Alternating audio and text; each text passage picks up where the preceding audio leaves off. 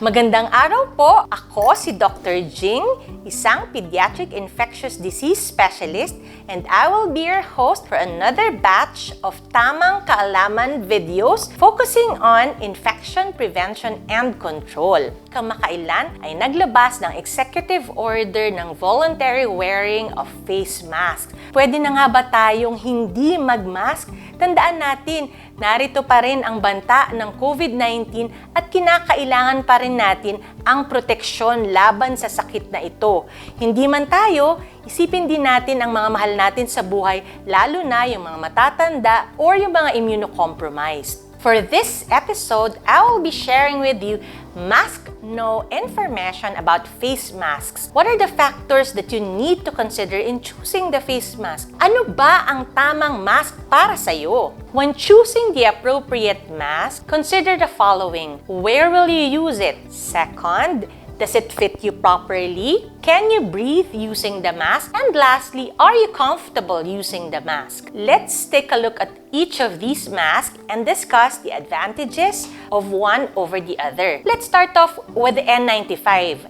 Ang N95 is the preferred mask in a hospital setting. It has the highest filtration and protection against droplets at saka mga aerosols na mga organisms. Tight-fitting din ang mga N95. Kaya mapapansin ninyo kung kayo nakagamit na ng N95, mahirap huminga sa N95 because that's the purpose of using that. Dapat ito ay fit na fit at sakto sa mukha ng mga healthcare professionals para sa ganun ay sigurado silang protektado against harmful microorganisms. O hindi lamang para sa COVID-19, pero para din sa ibang mga bacteria tulad na lamang ng tuberculosis. Punta naman tayo sa KN95. So parehong may 95. Kung tutuusin, ang KN95 ay katulad ng N95 in terms of the level of filtration and protection. Kung kayo'y gagamit ng KN95, bukod sa filtration capacity nito, kailangan ito ay fit sa inyong mukha. Next,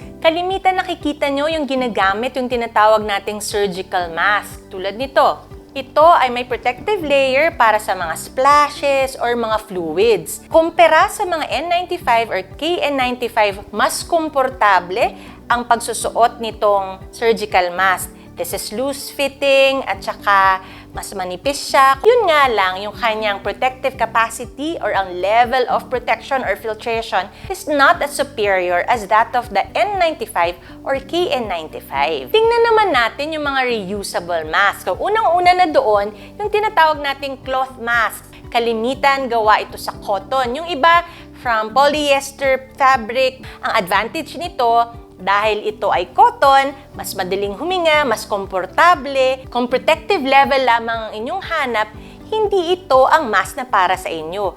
Mas mainam pang gamitin ang surgical mask. Isa pang type ng reusable mask ay itong mga mask na nilalagyan ng filter. So, pwede nyo itong ulit-ulitin, pinapalitan lamang yung filter underneath. Yun nga lang, dahil sa kalimitang paggamit ng mask na ito, nade-deform ito at nasosoil din ang mga surfaces, hindi na rin siya nagiging effective in protecting you against viruses like COVID-19 or other bacteria for that matter. Pero in terms of the level of protection, mas may advantage ang ganitong klase ng mask kesa sa cotton mask. Paano naman kung wala kayong KN95 or N95 at gusto ninyong gumamit ng double masking?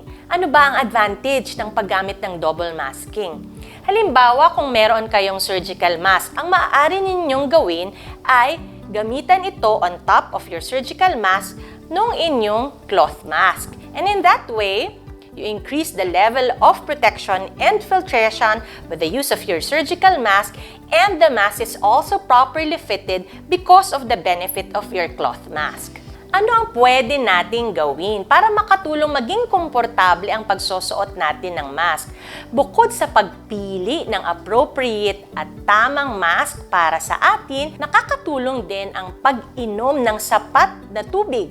Aside from drinking plenty of water, Pwede rin kayong magkaroon ng mga breathing breaks in between. Maaari ninyong tanggalin ang inyong mga mask doon sa mga lugar na hindi matao. COVID-19 and other diseases transmitted through respiratory route can still be prevented through masking.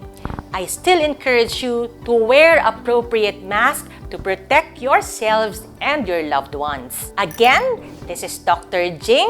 Lagi nating tandaan, kapag may tamang kaalaman, may tamang alaga.